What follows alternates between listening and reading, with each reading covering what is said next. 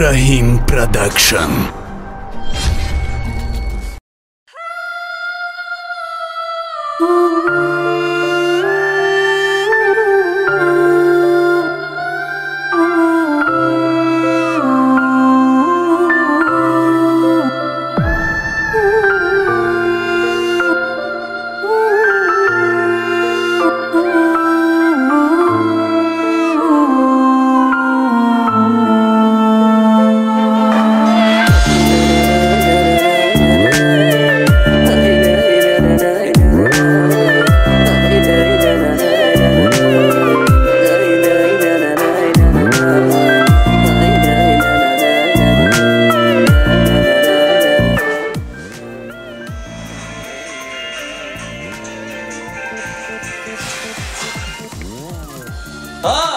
الو افیسر جان، باز پول در کار شدن؟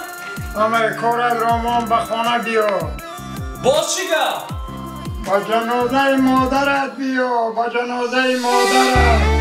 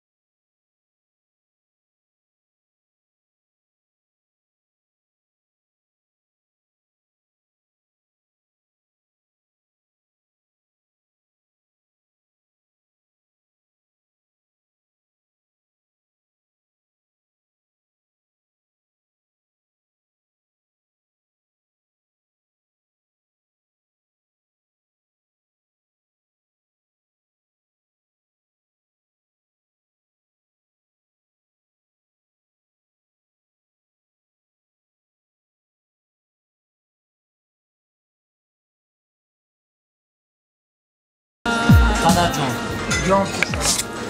برای چی شما اینقدر به احوال میتابید؟ حال نداره، اشک از چشمان شما جاری میشود. با شما چی شد؟ پسرم زندگی دمو دراز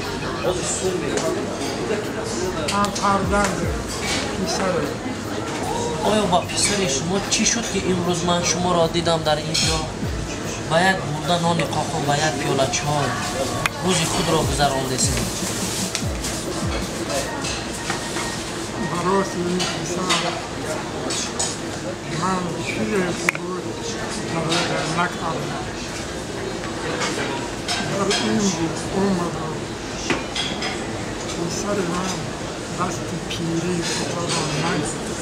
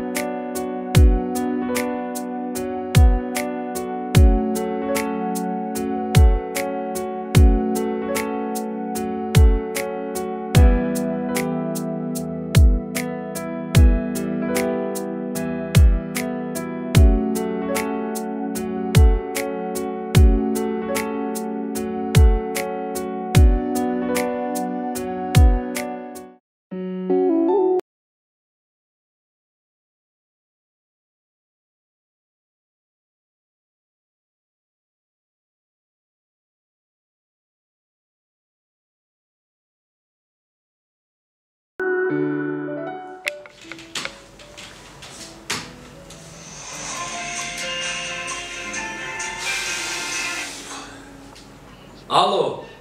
سلام پسر جان. ها پدر. فصل زمستان فرا رسید.